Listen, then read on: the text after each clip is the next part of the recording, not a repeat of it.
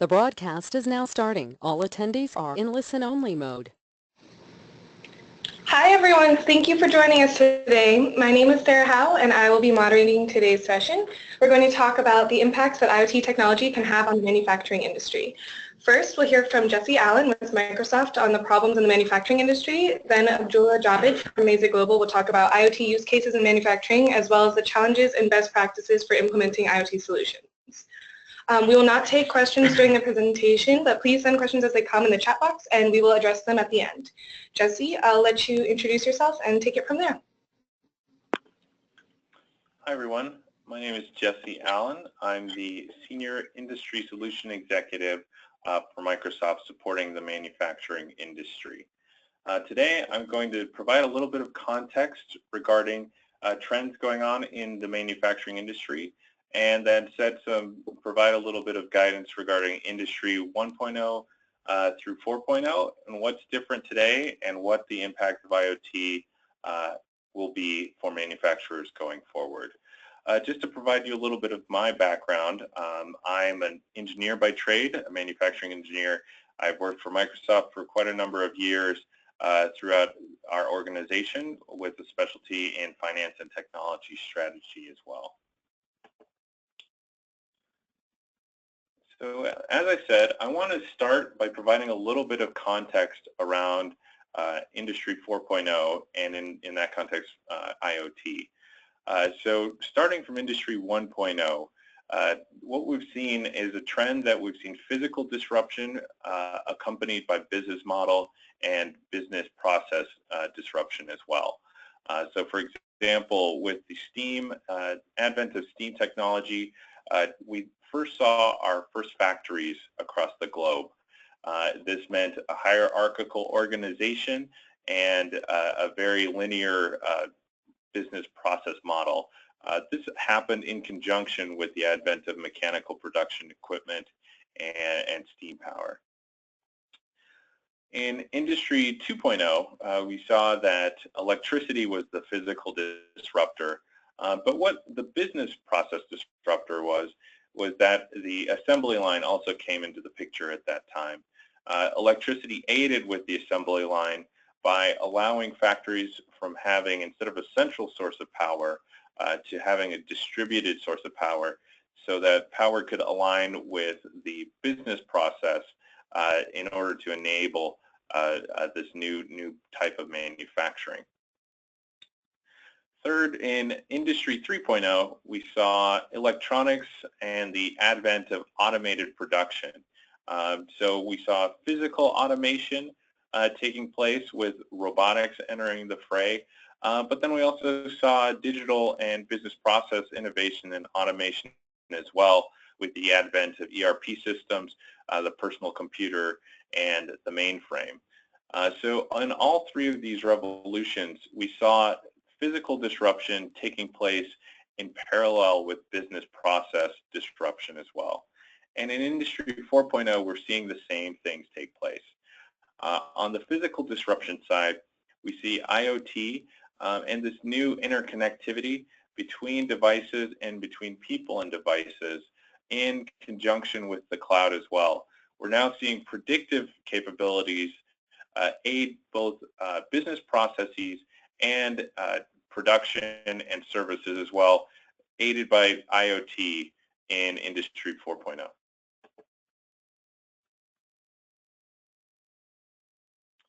So if I set a little bit of context around the typical service model from a manufacturing perspective in the supply chain and value chain within manufacturing, this is what everybody is used to. Supply and R&D are kind of the first step of the product or process, and then production is the next step once R&D finds a way to commercialize this product. Marketing aids in driving demand, as does sales.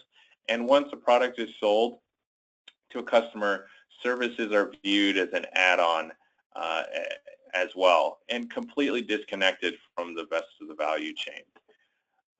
So what we're seeing is that we're moving to an interconnected business process and a business model. So companies are going from selling just the product with disconnections between R&D, which could potentially aid in the next generation of design and innovation, and a disconnect between services as well, to now a model where we see all of these different pieces coming together to help manufacturers offer new service models. And this is being aided specifically by IoT. So if you imagine going from selling a jet engine, for example, to selling hours of thrust, this has implications along the services vector, supply chain vector, production, innovation, and the customer interaction as well. So I'm going to talk a little bit about the trends that we see in manufacturing that are driving this disruption as well. We're seeing the merger of physical assets, as I mentioned, production, raw materials, supply chain, and digital assets. And this is really the hallmark of Industry 4.0, is this advent of a digital twin. And with this digital twin, you can now leverage data that's being produced with high performance computing and large computing capabilities from cloud providers to now predict maintenance cycles, get closer to customers, and change the interaction overall with your service individuals as well by merging physical and digital assets in Industry 4.0. So here are a few trends that we see from a customer engagement perspective that are really being impacted by the IoT and the digital experience. On one hand, customer engagement is rapidly evolving. The consumer experience of customer engagement is now migrating into the business, so expectations are continuing to increase. So this productive or predictive capability that we may be experiencing in our personal lives, the expectations are now migrating into the organization as well. Productivity is now at an all-time high, and the cost of not being productive is at an all-time high. And how IoT is having an impact in this space is that once you automate as much as you can out of a business process, the employee becomes the critical link to drive innovation and production. So productivity is becoming an extremely valuable commodity in conjunction with IoT. Finally, the speed of business is accelerating at an accelerating rate. Digital systems move much, much faster than physical systems when it comes to innovation and the circular loop. So we're seeing that now that manufacturing is being influenced by digital, the speed of business is increasing as well.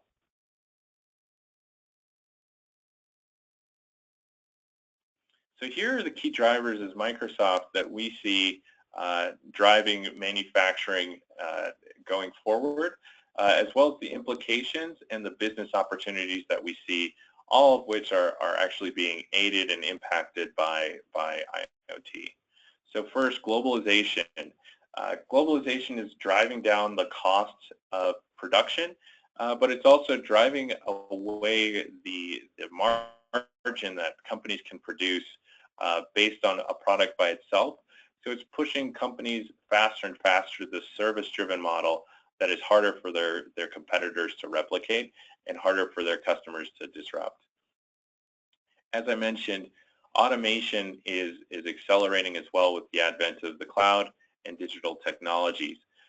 It's also being driven by IoT, which makes the employee that much more valuable to an organization, but it changes the relationship that customers now have with their physical assets and with their vendors.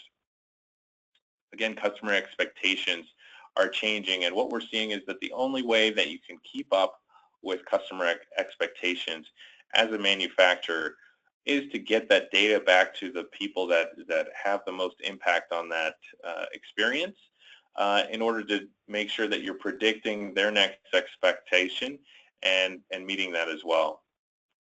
Again, innovation. IoT provides this closed loop of data to aid your R&D going forward so that you can move faster to the next iteration of your product to understand how your customers use your product and what they might value next.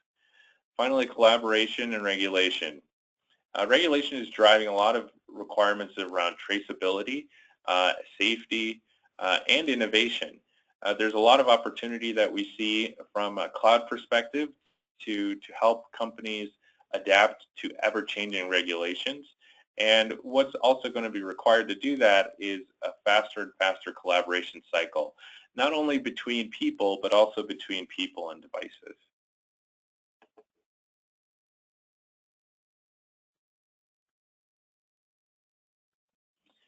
So before I hand over the floor to Abdullah, I wanted to close with three main points. Manufacturers see spending increasing in the next 12 months. We see this as mostly pivoted on technology.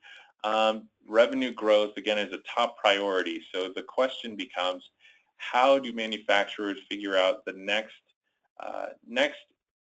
investment that they should make, the next market that they should enter, the next feature that they should invest in? And many of these things are being aided by IoT. And then finally, innovation is important to business success. So IoT, again, is a huge data source that manufacturers can leverage, not only to monetize their customer relationships better, but also to aid them in innovating on their products. I think it's time for our first poll.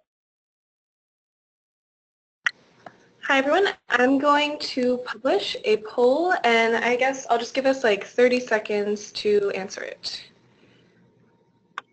I have launched it now.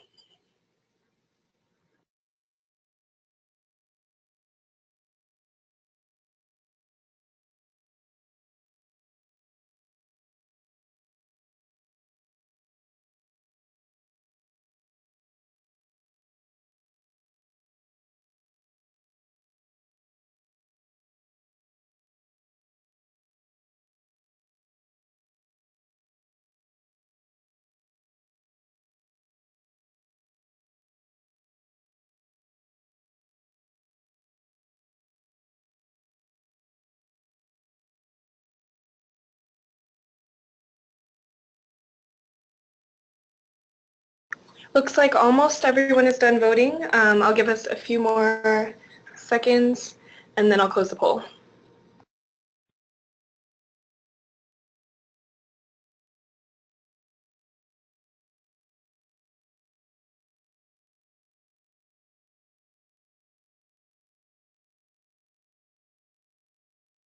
Okay, I'm going to go ahead and close the poll. And now I'm sharing the results. So it looks like the most common answer was creating new customer experiences with the product, followed by extending the company into new and or adjacent markets. Okay, so now we're going to hear from Abdullah. I will let him introduce himself as well. Hi, this is Abdullah Javed. You need to close the poll results. Okay. Hi, this is Abdullah Javed. I have been working with Mazik Global for 15 years in Azure IoT, Dynamics 365, and other line of business enterprise applications.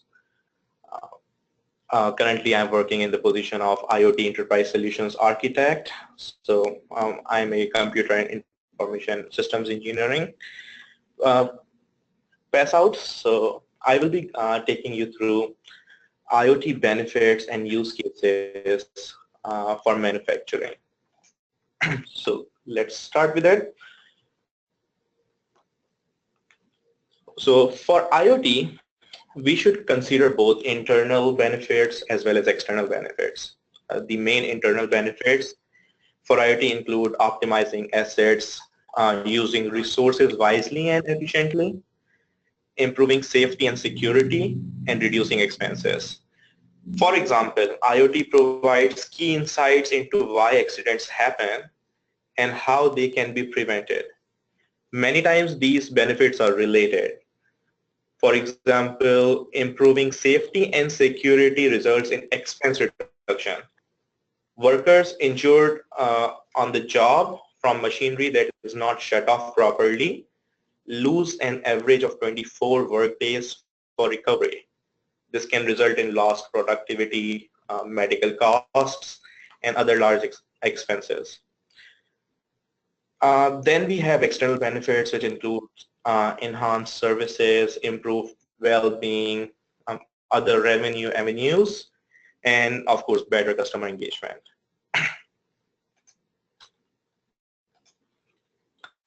So, we have some of the high, like top use cases for IoT in manufacturing.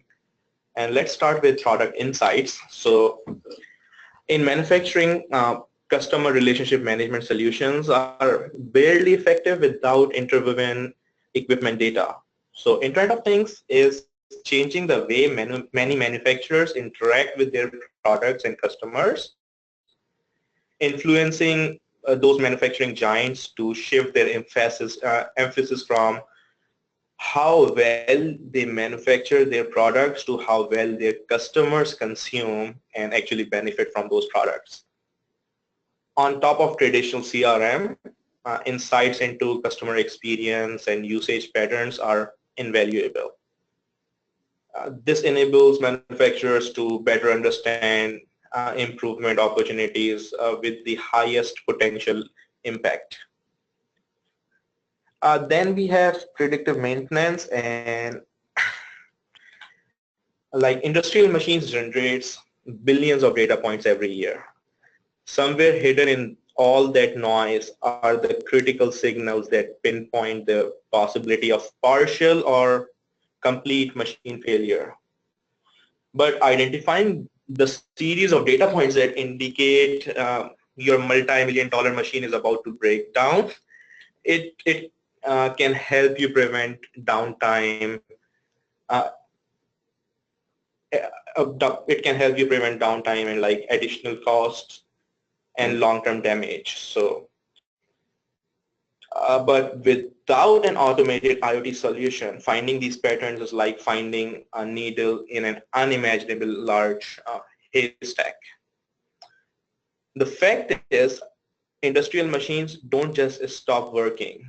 Failure is almost always a result of a chain of events. As one problem leads to another problem, a digital signal is created. Think of it like symptoms of an illness. For machines connected to IoT, these symptoms are scattered over millions of data points. And those data points come from various sensors at different times and are stored in separate silos. Finding the critical signal among those millions of scattered data points is not humanly possible. So machine learning is a tool which the customers or manufacturers can use to increase productivity with monitoring and failure prevention. But this is also essential to machine manufacturers for technology development in a process of continuous improvement. It is now possible to exploit machine learning and big data technologies to target higher productivity. So with effective insights into health of machines, manufacturers can solve issues before they get serious and potentially save millions of dollars a year in repair cost and help actually extend machine lifetimes. The industrial IoT market is worth 11 trillion, and predictive maintenance can help companies save over 630 billion over the next 15 years. But to realize these savings and benefits, traditional approaches to data and data science don't contribute much.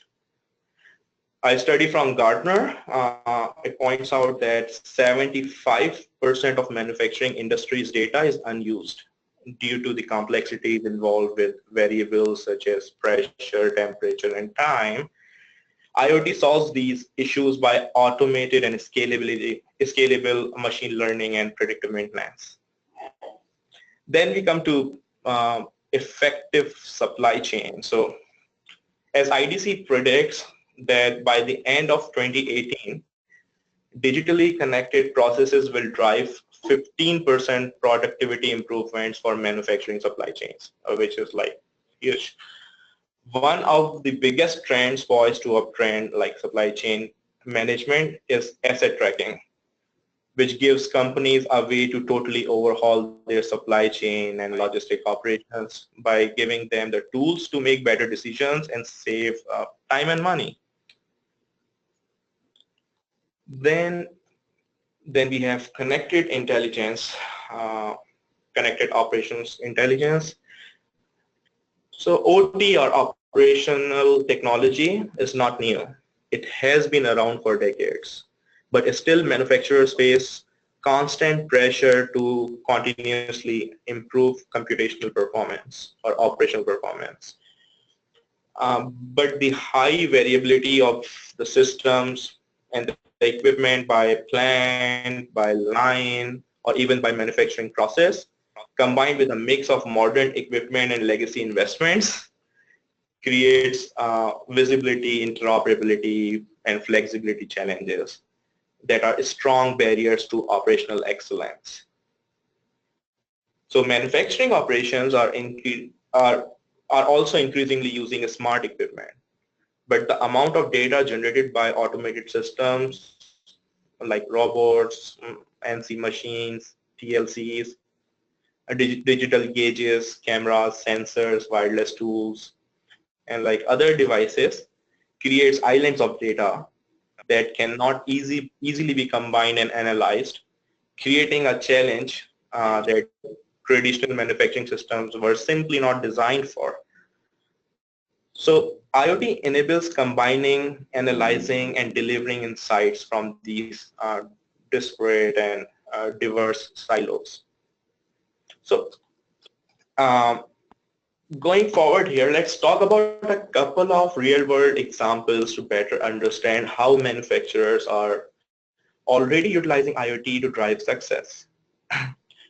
So I have an example on my screen here.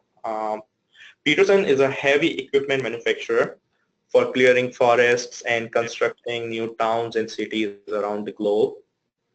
When they started with IoT, their core requirements were forecasting and predictable service planning, as well as scaling to support an expanding customer base, sustaining greater level of operational efficiency. And by the end of their implementation phase, among other things, IoT allowed them to minimize downtime, increase equipment life, better engineering targets, 80% productivity increase, 40% revenue increase just by operational efficiency without new hiring, as well as 60% cost reduction, again, mainly through operational efficiency, then that IoT brought to their processes. Let's look at another example, customer, which is a leading motor manufacturing company with customers across the globe. They make high efficiency motors, large and small, which serves like industrial, residential, and commercial markets. When they started with IoT, their core requirements were to improve motor efficiency and anomaly detection on vibration data, as well as dealer, customer, and R&D optimization. And they also, among other things, achieved by IoT, so they were able to create new revenue streams and business models. They were able to increase customer satisfaction. Due to those new revenue streams and business models, they achieved 100% revenue increase, 85% customer satisfaction, and 90% visibility. And this is actually more than what they actually planned for. So this is where my first session is concluded about the use cases of IoT, and I will hand over to Sarah. Okay, let's do our second poll here.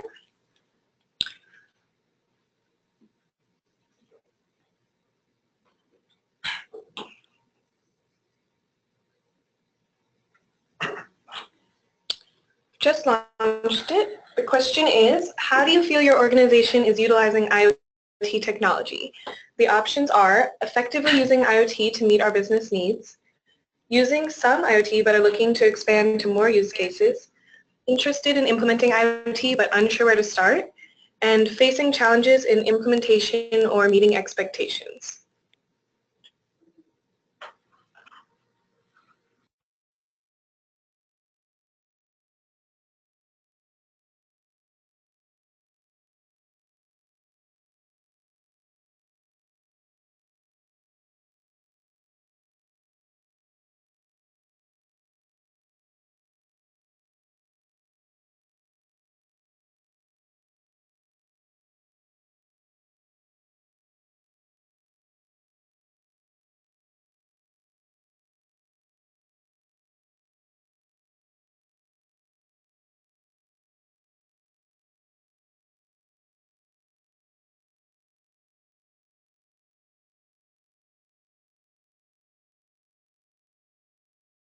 Okay, I'm going to give like 10 more seconds and then I'll close the poll.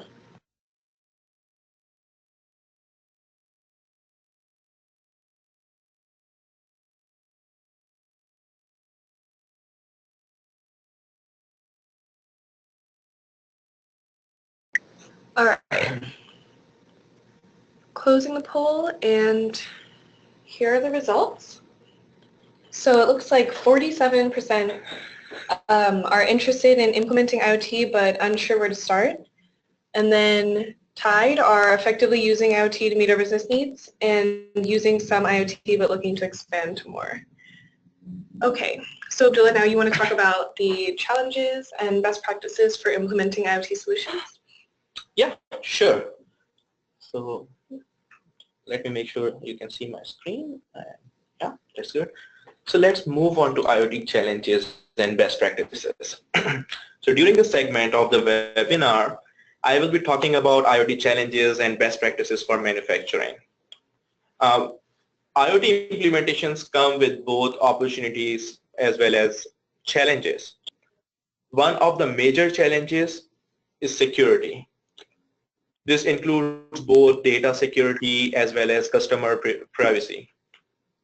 The usage patterns of things can be analyzed and lead to privacy issues. Think of a customer product company that analyzes how often users run their appliances to determine how clean a household is. But probably the top question I hear from manufacturers considering investing in IoT is how am I going to monetize it, or what should our go-to-market strategy be? As discussed in my last segment, IoT provides both internal and external benefits, directly or indirectly contributing to financial gains. It can unlock opportunities shown here like new business models or new revenue streams, or it can save cost with operational efficiency. As shown in the customer stories we have shared in the last segment, manufacturers can achieve good results with careful planning. Manufacturers are also leveraging predictive maintenance and saving money in expensive warranty claims and product recalls. Technology complexity is another big challenge and a major contributor to failed IoT implementations. We recommend to use proven products and technologies. Start with small end-to-end use cases and engage if operational, financial, and other goals are met. Because of technology complexity, manufacturers typically don't have in-house expertise and need to involve partners and providers. Usually before engaging with partners, businesses identify desired IoT use cases. Close engagement with partners is highly recommended to make sure these goals are well communicated validated, and achieved throughout the implementation process. And again, in addition to new revenue and business models and better operational efficiency, customer engagement is another big opportunity attainable through IoT integration with business processes. So in this Gartner IoT hype cycle, we can see that an IoT implementation can bring business impact further translating into global impact. So of all the IoT implementations, a few will bring technology disruptions that will result into direct global impact. Most well-thought implementations will first positively impact certain business areas before bringing global impacts.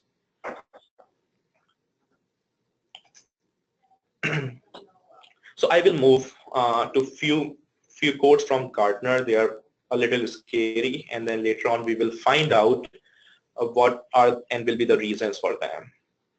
So according to Gartner, by 2022, in 5 years, there will be over a dozen billion-dollar product recalls due to faulty IoT implementations. In another statement, a research study, Gartner says by 2019, 50% of the IoT enhanced products will not meet planned financial objectives. That is scary too. And another one, that through 2019, just in 2 years, 75% of IoT-enabled cost reductions will fail if CIOs and their business unit stakeholders do not carry out the necessary upfront analysis to assess whether they are actually good uses of resources. So yeah, proper use of resource utilization. So let's find out what are the major drivers which will be contributing to those problems. So these Gartner predictions were scary. The top failure point is related to expecting wrong business value or overestimating this business value from use cases. Also, when costing for IoT, manufacturers often underestimate operating costs and allocate insufficient IoT operational budget. Last but not the least, for IoT use cases, it may take more time to reach financial payback than many manufacturers expect today.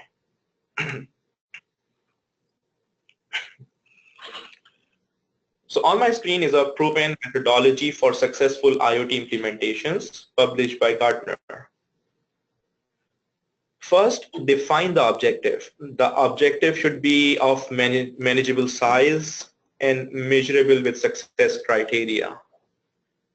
Then identify the IoT scenarios on how to achieve the defined objective using business processes and technology. Then comes the implementation phase. Please note that the implementation phase is iterative here. Here, implementers go back and forth among the prototype, pilot, test, and refine stages until the defined objective is actually met. Then later on, detailed business definition, roadmap, strategy should be formally created and documented.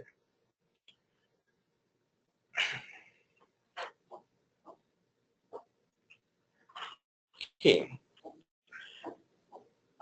So here on my screen is an example data flow for our typical silicon wafer fabrication firm. There you can see process equipment who speak to remote command centers, taking jobs for processes like lithography, etching, or other processes.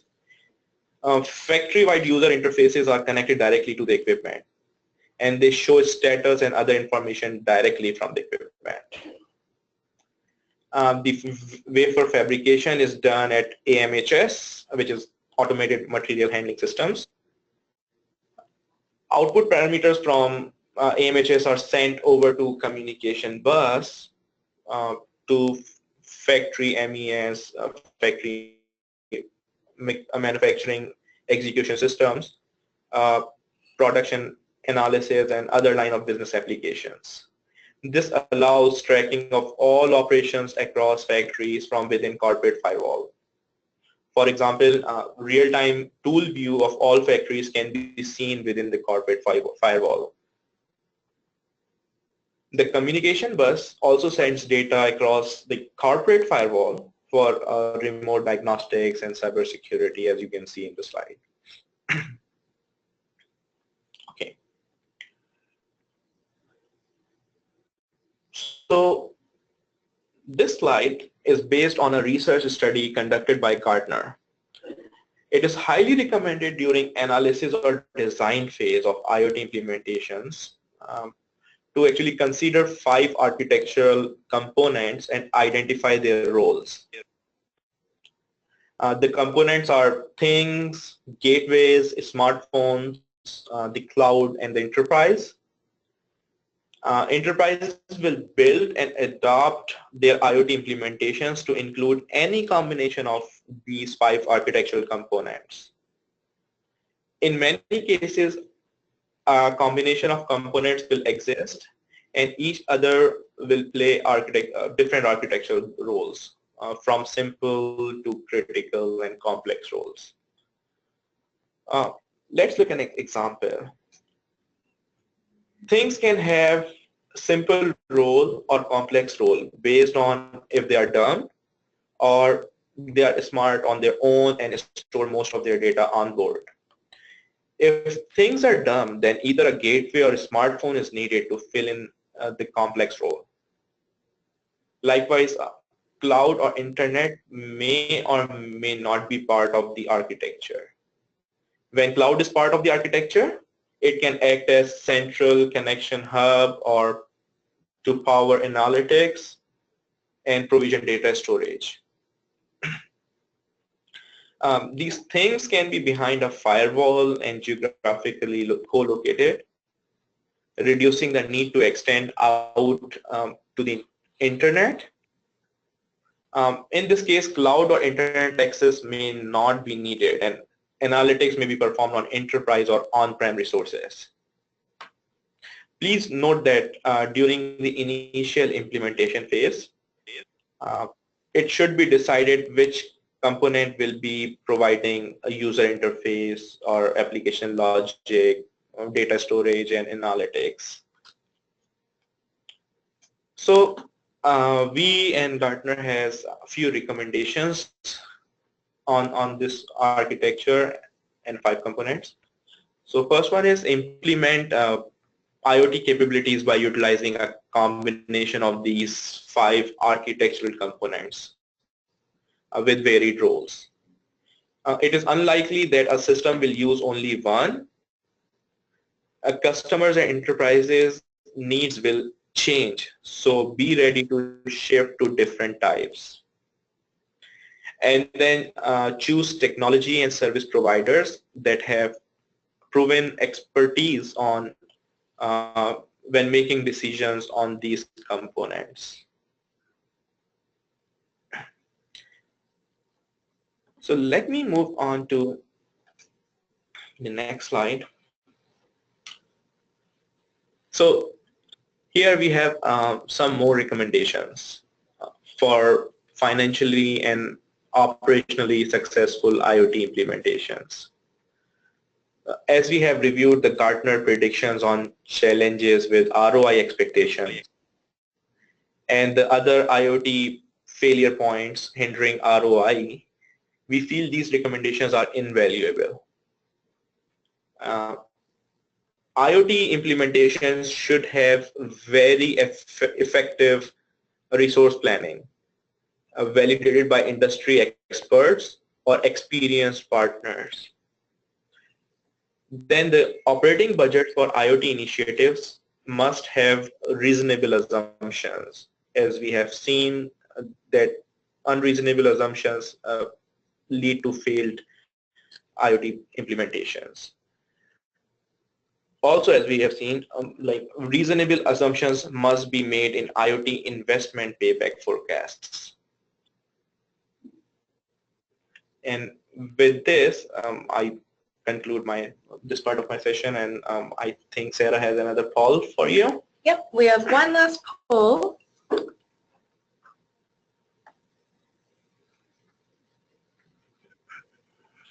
Just launched it. The question is, what is your greatest challenge in implementing IoT? The options are understanding the best use cases, accurate ROI predictions and developing financial models, security, and architecture design. So I'll give us a minute to fill that out.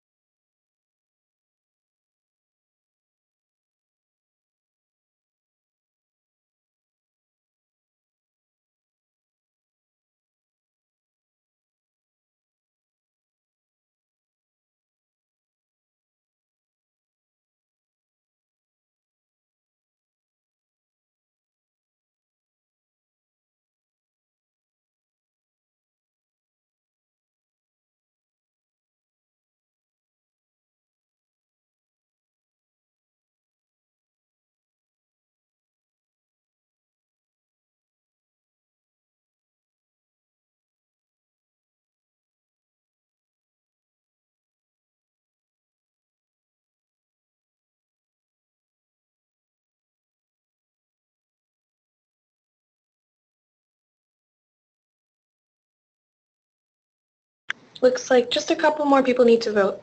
I'll give you a few more seconds.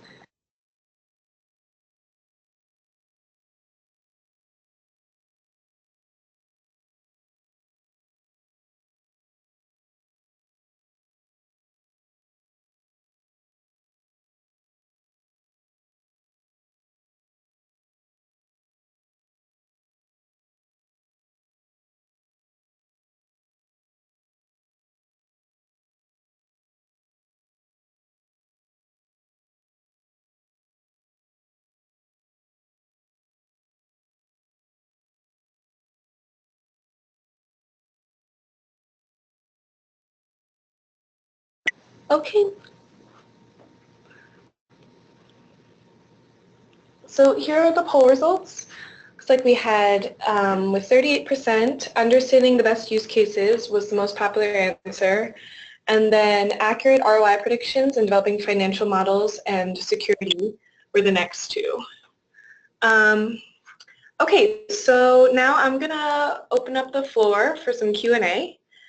And we have a couple questions that have already been submitted, so I'll start with those. One of them is, what is Mazik's expertise in implementing IoT for manufacturers? So I think, Abdullah, you can take that one. Okay. So in this webinar, we have been talking highly about like what the manufacturing requirements, use cases are.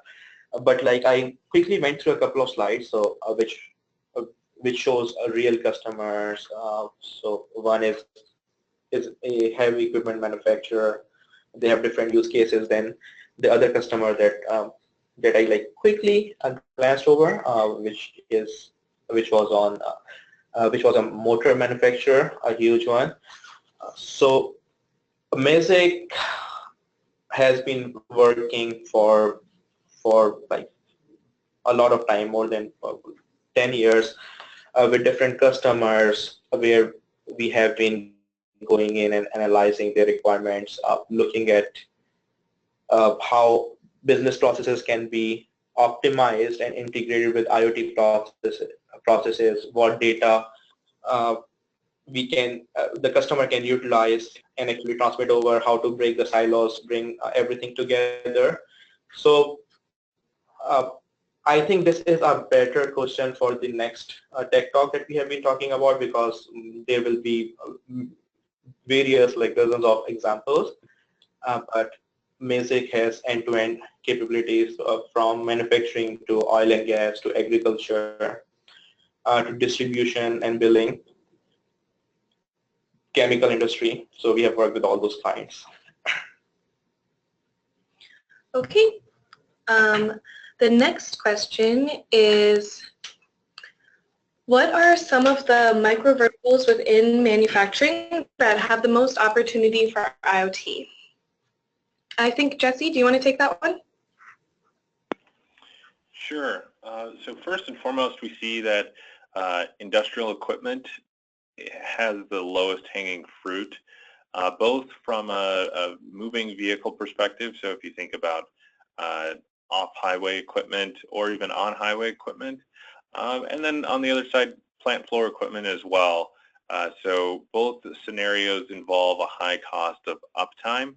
So we're seeing that connected field service and remote monitoring of these types of assets are the use cases that really drive the highest ROI for our customers so far.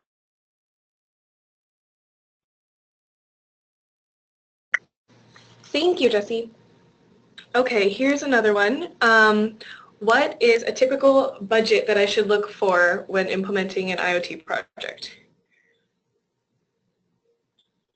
Actually, it really depends. So what use cases are you trying to do?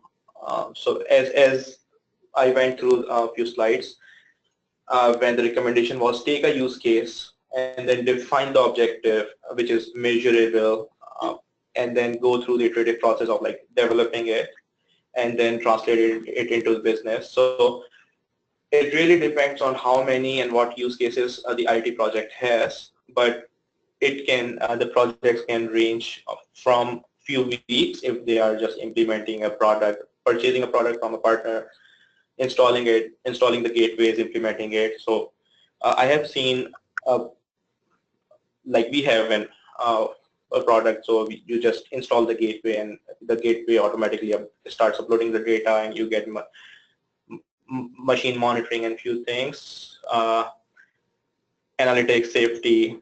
So it can be done in few weeks, 4-6 weeks. And then there are long projects which involve predictive maintenance or which involve business process optimization, which can take months, or which can go up to 6-8 months, and then the use cases can keep on coming. So there's not one answer. It really depends upon the requirements and how well how the data is, like how well organized the customer is with the data. So like there are many factors, but it can range from 3-4 weeks to like several months. Okay, thank you. So we have one more. What is the typical ROI time for an IoT project?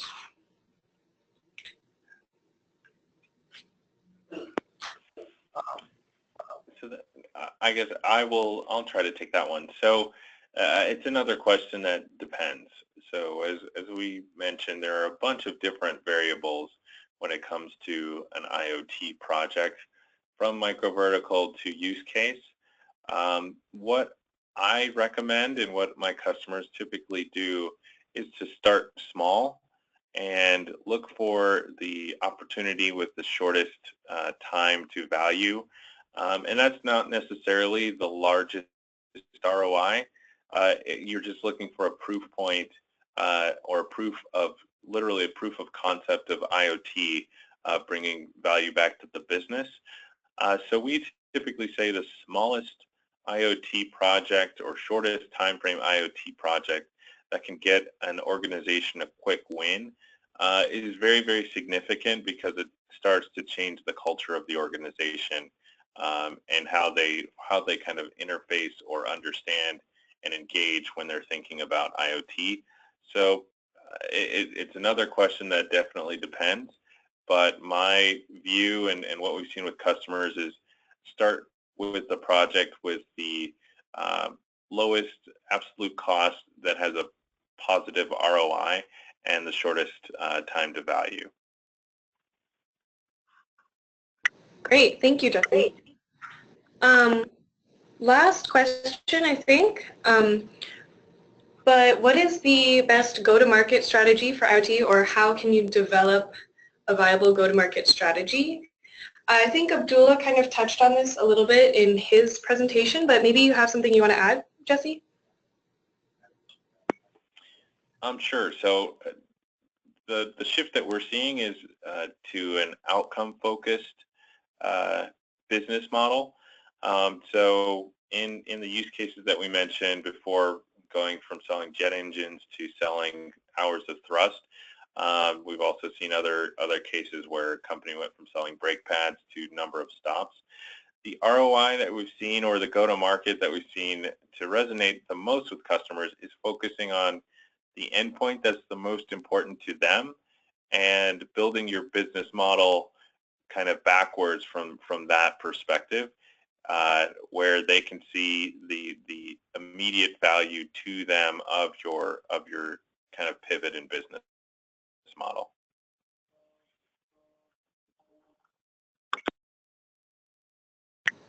Great, thank you. Okay, well, I'll give another minute in case anyone wants to ask any more questions, and then I think we can start closing up.